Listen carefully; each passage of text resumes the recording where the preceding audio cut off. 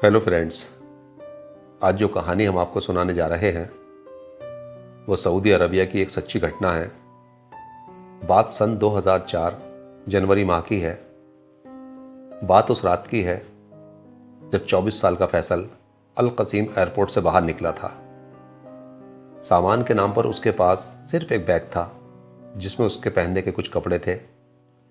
फैसल काम करने के लिए सऊदी अरब पहुंच तो गया था, लेकिन उसे एयरपोर्ट पर लेने के लिए कोई नहीं पहुंचा था, जबकि सऊदी पहुंचने के बाद उसे एयरपोर्ट से लेकर जाने की जिम्मेदारी उन लोगों की होती है। उसकी मंजिल अभी दूर थी। काफ़ी इंतज़ार करने के बाद फैसल ने अपने सऊदी को फ़ोन लगाया, लेकिन कोई बात न बन सकी, क्योंकि फैसल इधर से हिंदी बोल रहा था और उधर से उसके साथ कोई अरबी में बात कर रहा था। फैसल पढ़ा लिखा नहीं था। थक हार कर उसने फ़ोन काट दिया और सोचा उसके पास जो एड्रेस है खुद ही टैक्सी करके वहां पहुंच जाए। अब एयरपोर्ट से बाहर सड़क पर खड़ा फैसल किसी टैक्सी के आने का इंतजार कर रहा था कि उसके पास एक टैक्सी आकर रुकती है जिसे एक बद्दू सऊदी चला रहा था। हम यहां बता दें कि बद्दू कौन होते हैं। जो काले सऊदी होते हैं वो बद्दू होते हैं। उसने भी फैसल के साथ में अरबी में ही बात की। फैसल तो बस अपनी हिंदी में ही बात कर उस एड्रेस पर जाने की बात करता रहा। उस टैक्सी वाले ने फिर कुछ टूटी फूटी इंग्लिश बोली। फैसल अब भी कहाँ समझने वाला था। खैर, वो फैसल को टैक्सी में बैठाकर एयरपोर्ट से रवाना हो गया। अभी मुश्किल से 2 किलोमीटर ही टैक्सी चली होगी कि उसे फैसल की जाने किस बात पर गुस्सा आ गया और टैक्सी रोककर फैसल का बैग टैक्सी से बाहर फेंक दिया और फैसल को भी धक्का मारकर टैक्सी से नीचे उतार दिया और टैक्सी लेकर वहां से 9-11 हो गया। उस रात वहां बहुत तेज हवा चल रही थी। फैसल ने दूर पड़ा अपना बैग उठाया, उसे हाथ से साफ किया और उस सुनसान सड़क पर खड़ा होकर फिर से किसी टैक्सी के आने का इंतजार करने लगा। करीब 1 घंटा बीत चुका था। फैसल को वहां खड़े उस अनजान मुल्क में खुद को बेसहारा देखकर फैसल की आंखों में आंसू आ गए। अब वो रोकर अपने रब से मदद की दुआ करने लगा कि थोड़ी ही देर में एक टैक्सी उसके पास आकर रुकती है।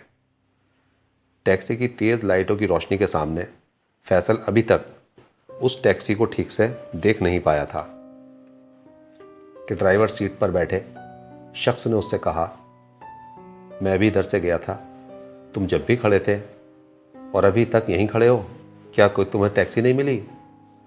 फैसल अभी तक उस टैक्सी वाले शख्स को ठीक से देख नहीं पाया था। टैक्सी वाले की बात सुनकर फैसल ने बस इतना ही कहा, मैं यहाँ करीब 1 घंटे से खड़ा हूँ। इस 1 घंटे के बीच यहाँ से एक भी टैक्सी होकर नहीं गुजरी है। उस टैक्सी वाले शख्स ने फिर कैसे कहा, नहीं, तुमने ध्यान नहीं दिया होगा, मैं अभी अपने पैसेंजर को एयरपोर्ट छोड़ने इधर से ही गया था। अच्छा, ये बताओ तुम्हें कहाँ जाना है? फैसल के पास जो पता लिखा था उस टैक्सी वाले को दिखाते हुए उसने कहा, यह है वो एड्रेस जहां मुझे जाना है। जब फैसल के हाथ से उस टैक्सी वाले ने पता लिखा वो कागज़ लिया और उसे देखने के लिए टैक्सी के अंदर की लाइट जलाई, तब फैसल ने उस टैक्सी वाले को देखा। फैसल उस टैक्सी वाले शख्स को देखकर दंग रह गया। वो टैक्सी चला रहा शख्स कोई आम आदमी तो बिल्कुल भी नहीं था। ड्राइवर सीट पर बैठा वो शख्स बहुत ज्यादा गोरा था। सफेद कपड़े और सिर पर सफेद टोपी पहने था। उसकी दाढ़ी सफेद थी और यहां तक कि उसके हाथों के बाल और भवें तक सफेद थीं। उसे देखकर फैसल की मानो बोलती ही बंद हो गई।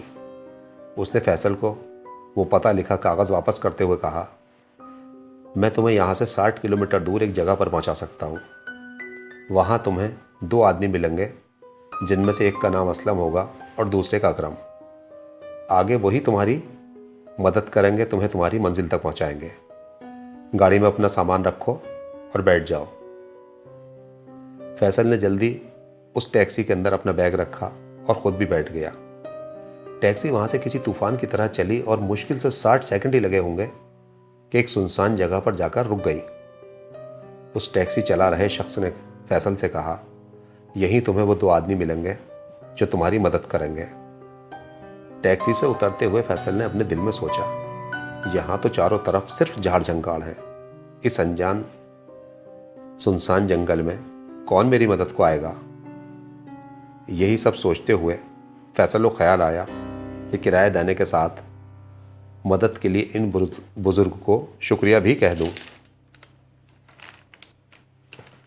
फैसल ने जैसे ही पीछे पलटकर उन बुजुर्ग को शुक्रिया कहना चाहा तो वो ये देखकर हैरान रह गया कि वहाँ तो कोई टैक्सी है ही नहीं।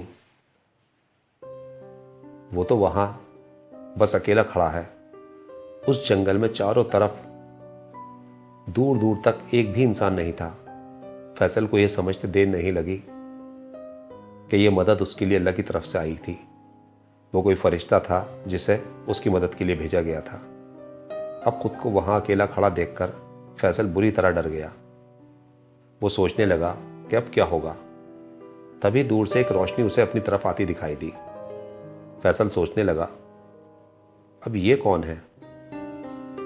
थोड़ी ही देर लगी कि वो 2 आदमी सीधे उसी के पास हाथ में रोशनी लिए उसे आते दिखाई दिए।